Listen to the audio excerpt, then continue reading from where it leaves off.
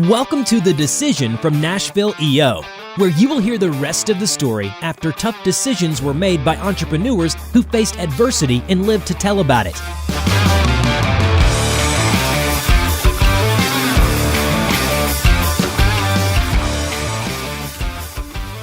Hello. Hello, Robert. Hello, Eric. This is The Decision, the Nashville EO Chapter's podcast.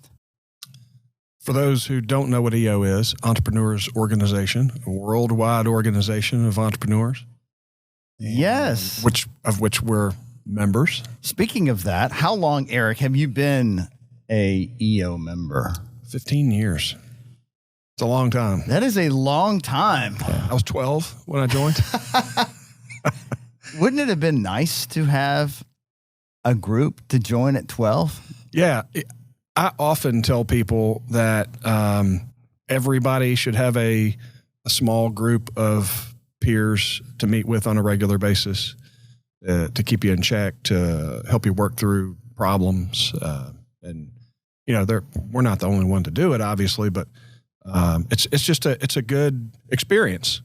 And that's ultimately what we're here to talk about, because we bring difficult issues to our EO forums, and in many cases get resolution, we fix things. Yeah, we hope to, right? Yeah. And the reason that this kind of came about is our chapter has grown.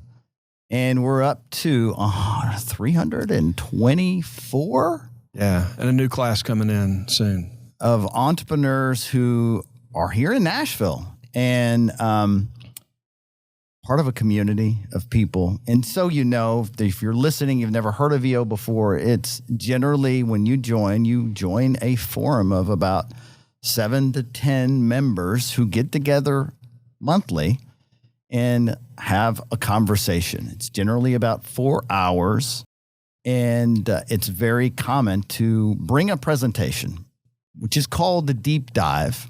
Mm-hmm.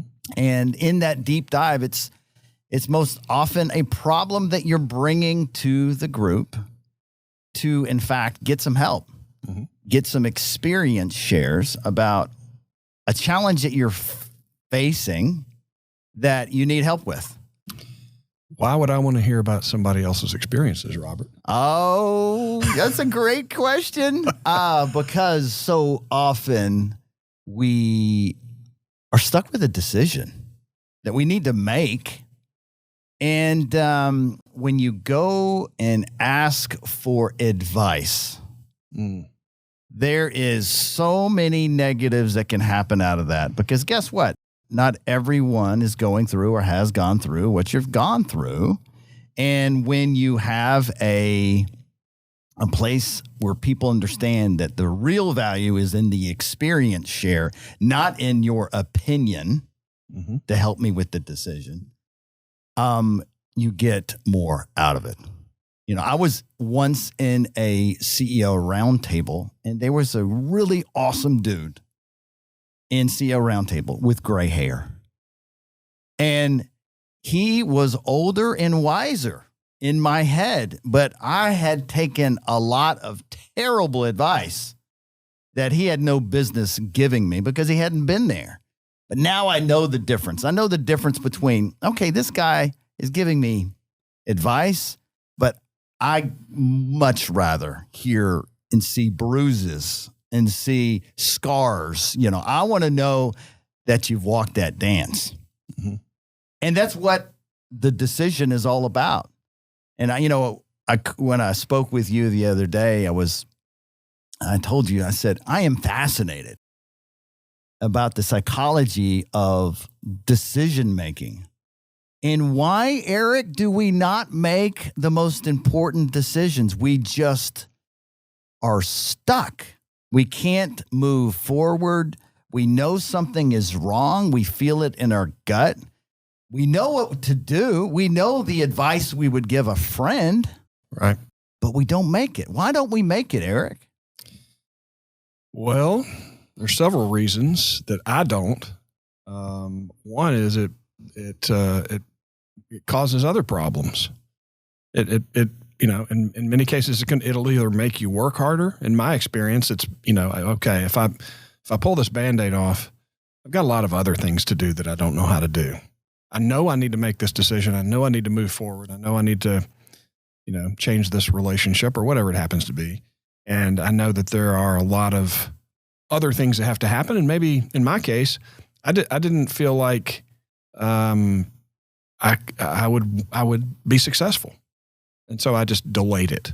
And I guess, for lack of a better term, just wallowed in my misery and just kept hoping that there would be a resolution that didn't involve any pain. Yeah. That didn't work out. Yeah. It's the not making a decision, which is also a decision, right? That's right. And the decision will hit you, and in a time and place when you don't want to have to make that decision. And what we hope to do with this podcast, and the reason we're doing this live podcast episode of the decision, is to really explain the nuance of what we're trying to achieve. Entrepreneurship is a lonely journey.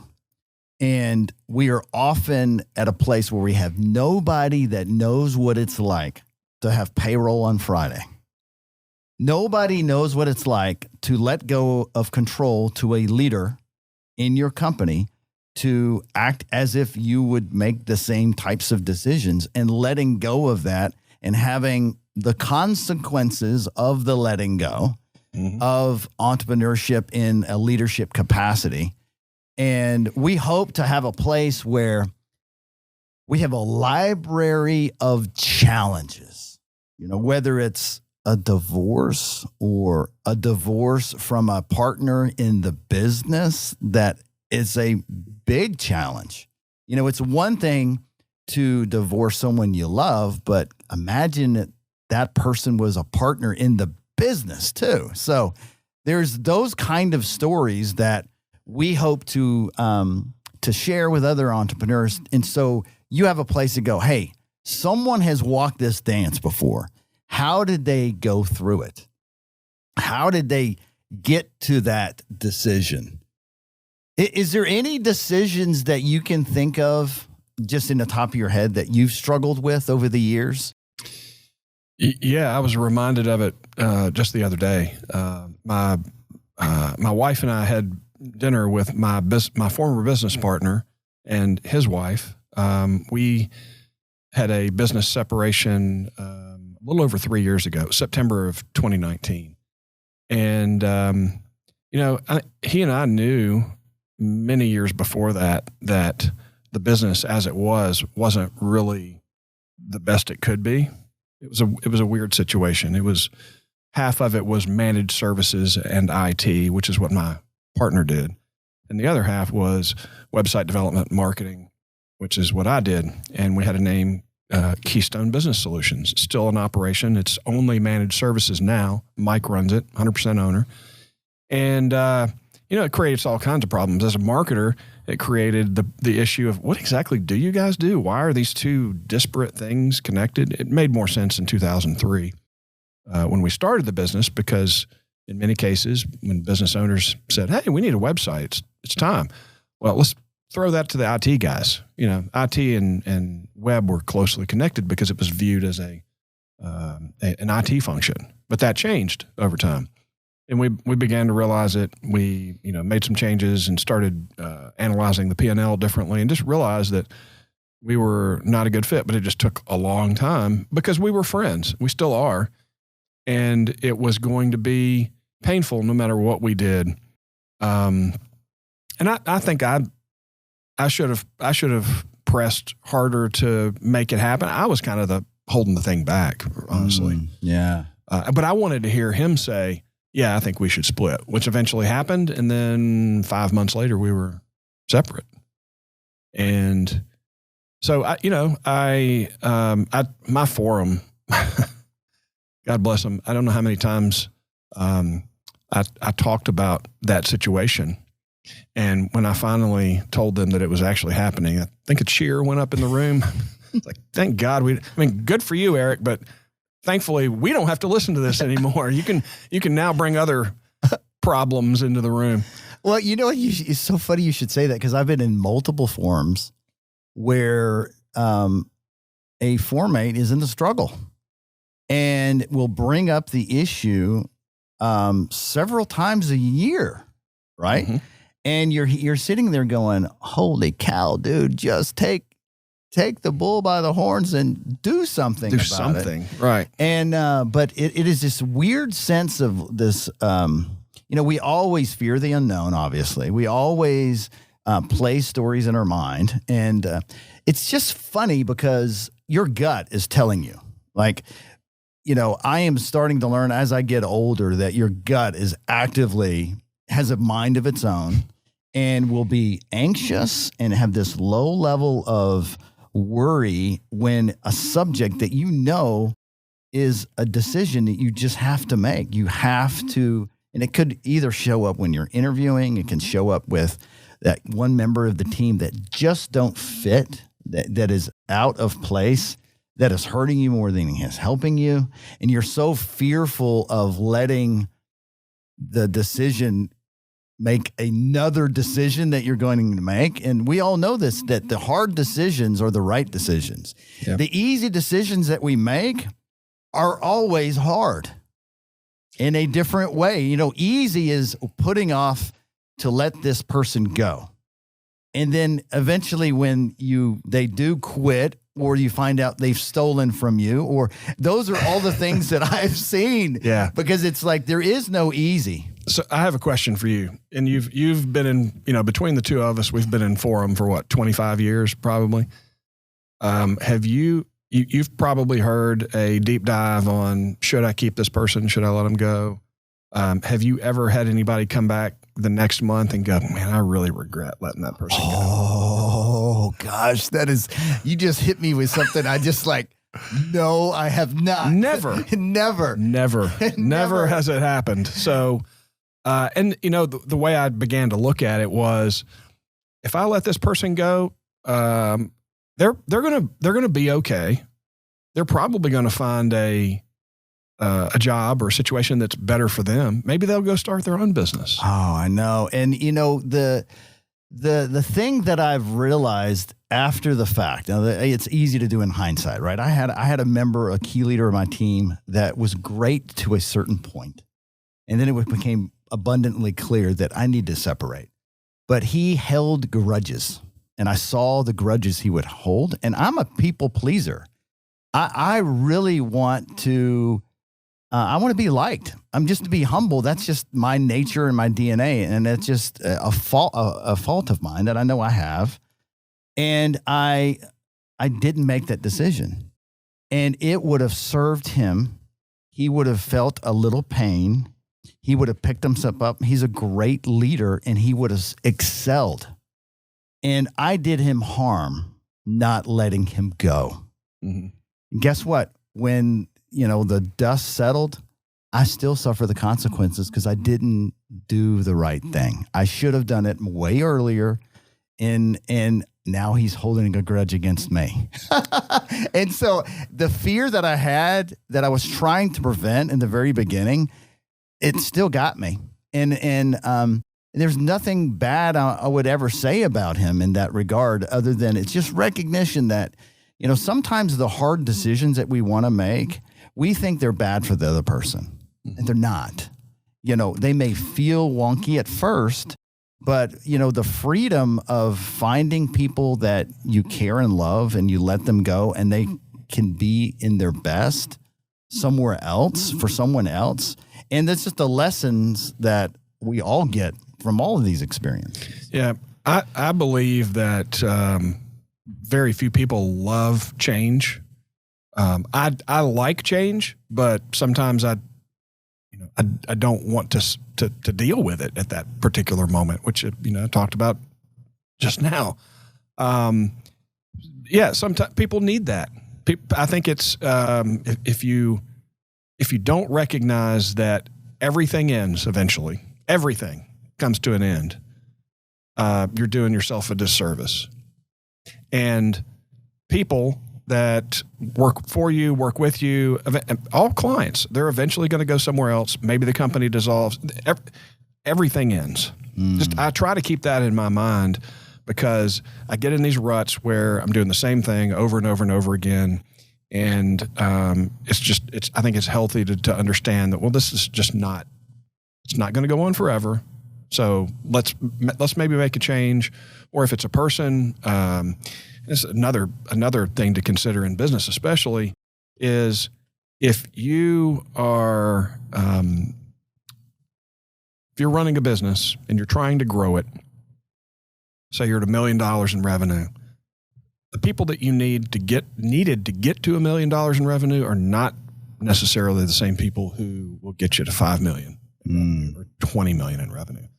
And that happened to me. I had a long tenured employee, and he was great at the beginning, but it just he did not see the vision for where we were trying to go, and he would question the choices that we were making. Not just me; it was our leadership team. And it was just pretty obvious that it was no longer a fit. Yeah, and love the guy. I consider him a friend. I'm happy to see him succeeding now, but it was hard for everybody. There were a lot of entanglements there. And as humans, we're going to have those emotional ties to people, and those changes are not just difficult for us; they're difficult for other people. And then something you said earlier, the guy that is holding the grudge against you. I began to realize, I can't remember who said it, that, and I'm a people pleaser as well. You are the villain in somebody's story. Everybody is the villain in somebody else's story at some point. Yeah. And then you just got to live with it. Yeah. And it makes me ask myself should I be the villain for more people? In terms of am I trying hard enough? I'm going to mess things up. I'm going to break things. I'm going to upset some people. And that's kind of what you do when you step outside your comfort zone.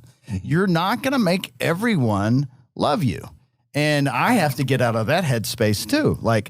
I am not for everyone. Yep. I am not going to be, I'm going to try my best. I don't want to hurt someone, right? But at the end of the day, part of what I believe that EO does for us is it really helps us shine the light on our own personal growth. What are we learning? You could say, well, what is EO? It's an entrepreneur organization, a group of entrepreneurs, but it's really a group of men and women navigating life, figuring out what matters. And at the end of the day, when you really stop and think about it, if we do it right, if we do entrepreneurship in the right way, it has nothing to do with business. It has everything to do with your business is a resource for you to live a deep, meaningful life. Mm-hmm. Yeah, there is a lot of challenges with the business as a resource and all the mechanics, but I have gotten so much personal growth by standing in events, meeting interesting people, hearing about their family, hearing about what it's like to be a dad. All of those things matter to me. And that's what is, I think, really interesting about the way EO is bringing in the personal and the business. I have a perfect example of that, and you're well aware of it. You and I, communications co-chairs of EO Nashville, began to get to know each other even better than we did before. I realized that I was drinking too much and had been for many years, and had a conversation with you about it because I know you've been down this road. You shared your experience with me, a very personal thing, and I made the decision to stop drinking almost 6 months ago. It was August 27th was when I decided. And that decision has started me down a path of being a better husband, a better father, certainly a better business leader, business owner. It was a personal thing, but it has business implications. And I think that's true of everybody. We're not just business people. We don't just do business. There's a lot of moving parts to each human being, and that's the one thing, to go back to where we started this conversation, that the power of that small group is you get to have conversation with a small group of people on a regular basis, people that are in that group, hopefully long term, and you get to share what's going on in your life, and you get open, honest feedback from others. You get to hear what they see. You get to talk to them about the struggles you have and get their feedback, get their experience. It's changed my life, and I'm sure if my forum mates were here, four of whom I've been in forum with for 15 years, wow, would be able to tell you a long number of things that I've struggled with and overcome. Well, hats off to you, number one, for making that decision. And, the journey of sobriety is like layers on an onion that just start peeling off. And, you've probably experienced times where you had this gut feeling like this isn't working. And, this is so funny how sobriety and decision-making all intertwined, because when you think about, you had that gut feeling, that this nagging thing in you with the decision you're trying to make, right? I can't decide why I have this weird feeling. You know what? I have this weird feeling. I don't like this weird feeling. Let's have a drink. Let's watch a movie. Let's escape. Let's go do something. Let's run away from the gut, which is just seeking an expression to solve something you need to do. Mm-hmm. And so what do? We run away from the gut. We run away from it. And then the problem just grows. The problem starts to increase.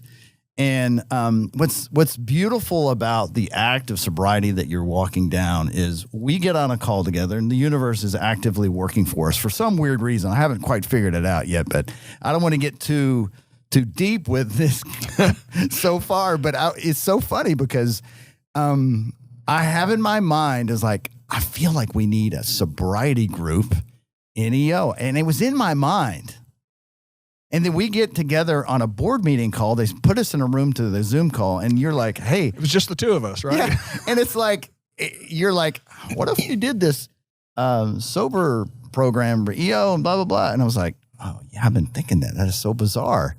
And we have a group. We started in January. We have a group. It's on WhatsApp. If you are listening, you are welcome to join. We're happy to give you the link. And I've been sober for 6 years. I saw what it did for me. I mean, it's tremendous business growth through the journey. I had tremendous family growth, personal growth. I mean, probably the fastest way for monumental change that a human being can do, who is also a heavy drinker, can eliminate that one thing and make a difference. And I'm on my second sober journey because my first one was alcohol. And then as I was dealing with lots of shit and stress, I started using weed. And I started using weed ever so slightly more every single year. And when things got crazy, when I was losing the business in 2020 and things beyond my control were going on, I used it even more. And then when I sold the business and dealt with the loss of the business, then I used it way more than that. And it wasn't until I had a moment that happened. One day I'll share this story where I'm standing in Costa Rica and I have a drug dog laying his head on my bags. That was a defining moment for me. Mm-hmm. And what helped shape what would be there for a decision in July to stop. And we all have these little moments in time that I find interesting. Like, how do we, and this is the question we ask with the podcast. This is my way to figure out what about me can I learn from others and how people can do these decisions without all the pain and struggle. Like, how can I get faster at the practice of making better decisions quicker without all the suffering? without all the anguish that happened as a result of the delayed decision. Mm-hmm. I think about that. You've told me that story before about the dog, and I was thinking last night, why are the reasons that people make decisions? Well, number one, the pain of continuing on is worse than the pain of making a change. I think that's true of any decision. So, the pain of, and you escaped it, the pain of going to a Costa Rican jail or prison was worse than putting that aside and living a sober life. Yeah. Yeah. And, it's funny how, we have signs that we choose to ignore, and we're just going so fast. And what I love about what an EO experience in a forum can do is men and women calling you on your bullshit. Mm-hmm. The best formates you can have in forum. This is an announcement. Please do this to me. If you see me bullshitting you, call me out, right? There's something special about grown people being frank with you and being like frank in a loving way to let you know what is, who you are showing up like. Because we do this. Like and EO is not and it should not be a place where you get in a room and everybody tells you how wonderful you are. Okay. There's plenty of other places you can do that. In that, maybe that's best for social media place, maybe. But in terms of, if you want to grow, you need to have people willing to point you in a different direction and say, what you're doing is not working. You brought this to form 3 or 4 times. You're not going to make a decision. Like, what is your problem, Robert? Like and there, there's been situations where I've been with formates that would just not make a decision. I just want to grab them and be like, yeah. But how do you get that? How do you get someone that is broken and they're just stagnant? How do you get them kicked into gear? For me, I've had forum mates tell me that, hey, you've talked about this multiple times. Do you need help? Or I think that's something that you should maybe ponder at length. Just small comments like that. They're non-judgmental. That they're bringing to light the fact that I'm obviously struggling, and that maybe it's something that I should not just struggle with. I should wrestle with and try and figure out. And I don't really need any help from my forum mates. They already tell me exactly what they think already. But that's the beauty of having that long-term relationship in a structured environment. If anybody's listening to this and you don't understand the concept of the EO forum, there are rules around what sorts of feedback that you can give.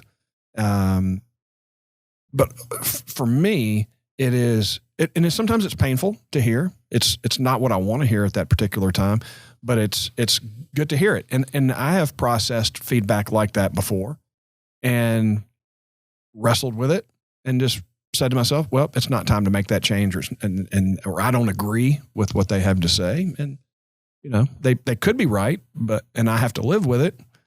And maybe it's something I figure out later, but at least we had that conversation, and it's as non-judgmental as it can possibly be. They got it off their chest.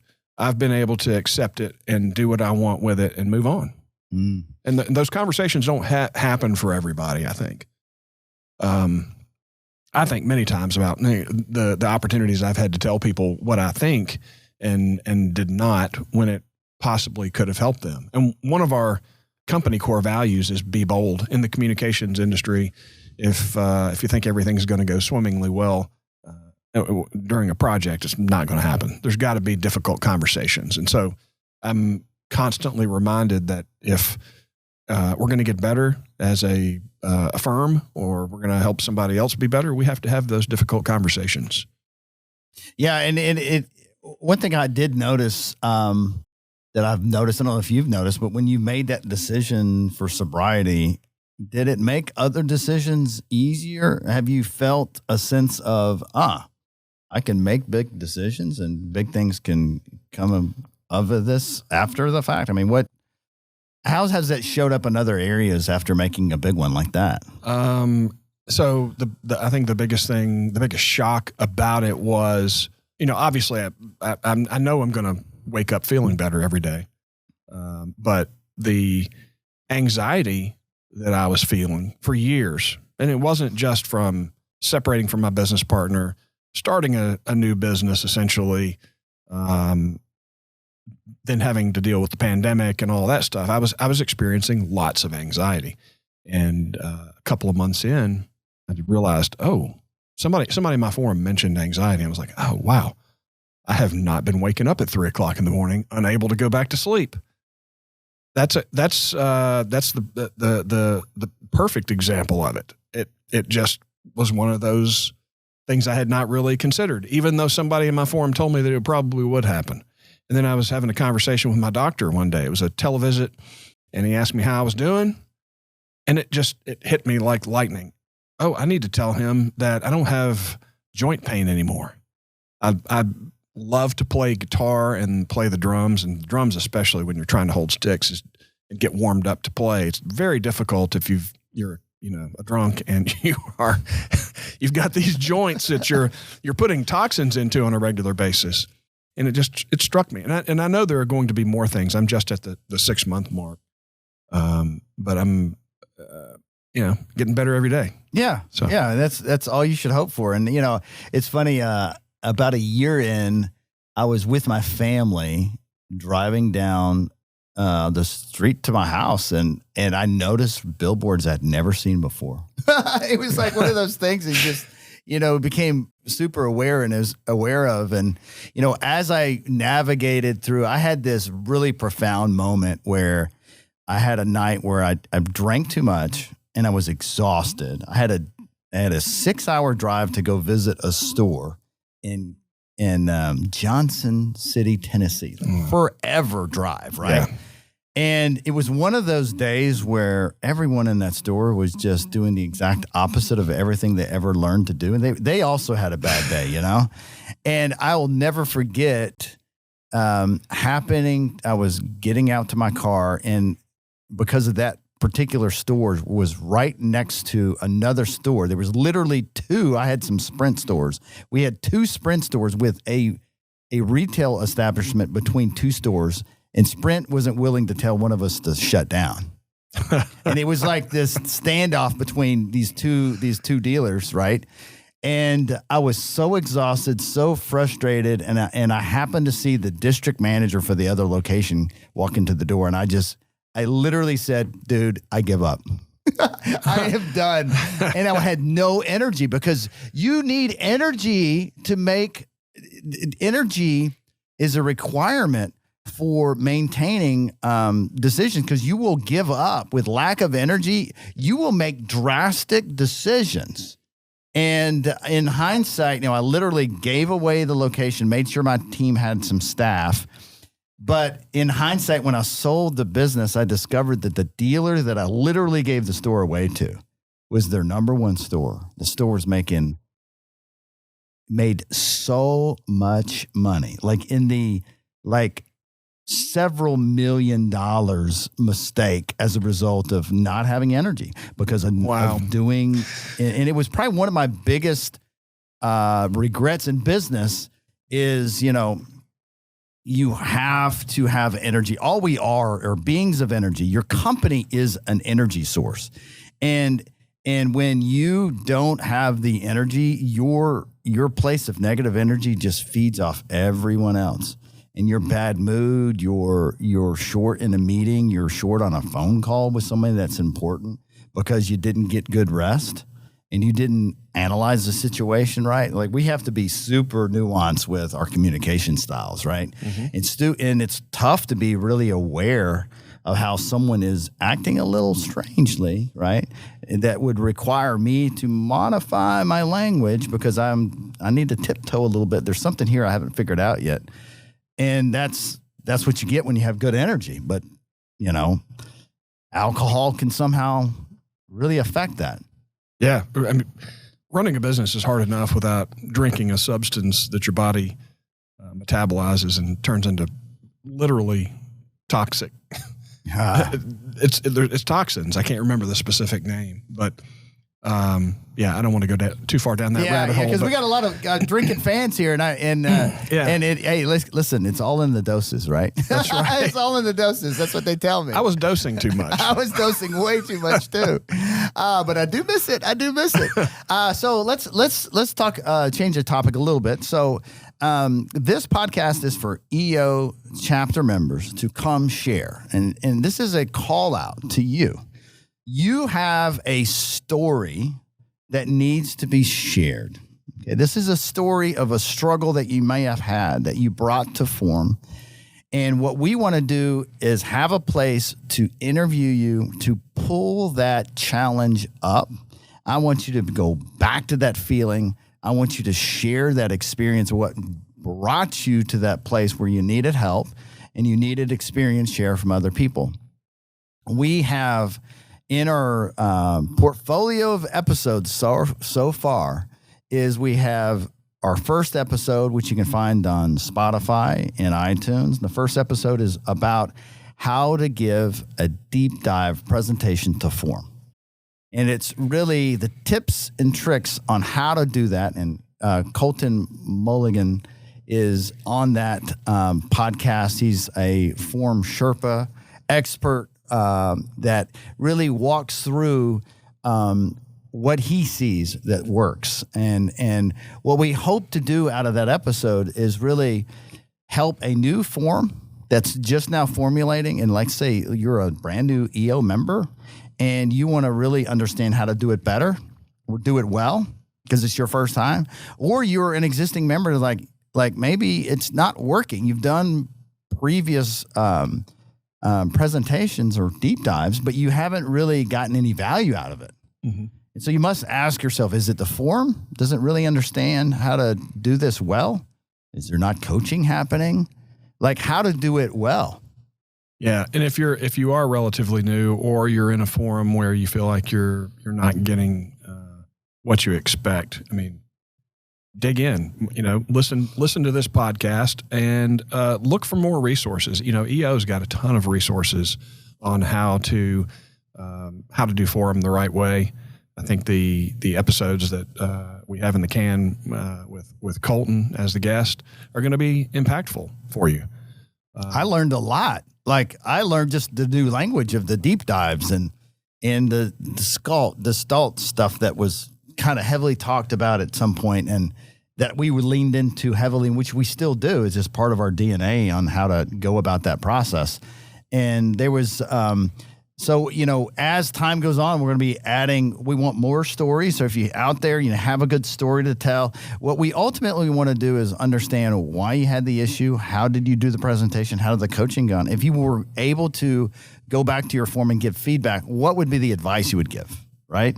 And then ultimately, what was the outcome? Because hopefully a lot of these stories are going to come out with years past of decisions. And what was the final outcome? Was it the right choice? Whatever you decided, good or bad, did you make the right choice in that?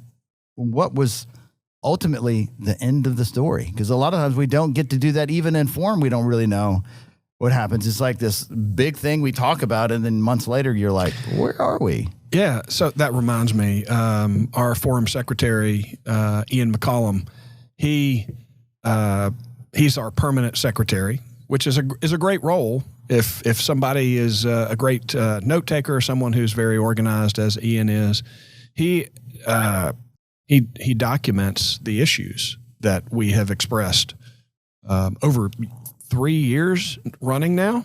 Oh no, there's a record. There's a record. Evidence. It's private. Oh no. But we met, I guess it was last week, and he brought up, here's what you talked about last meeting. Here's what you talked about a year before that and a year before that. And you can see sometimes there are patterns there, especially if you're talking about the same thing over and over again, it begins to show up. And you can see what victories you've had. what things that you have gone through, maybe presented on, and resolved in some way, shape, or form. And it's a little bit of an endorphin rush when you hear, oh, I was struggling with that 2 years ago, and I fixed that, and I've moved on. It's a great feeling. That's really good. I'm taking that lesson down as my first official learning about form, because it's another thing I'm learning. And the reason we do this is because, is it that we are experts in form? Nobody's born being an expert in form. We are eager to learn. If you're listening to this, you are also eager to learn, because that's what part of being EO is all about.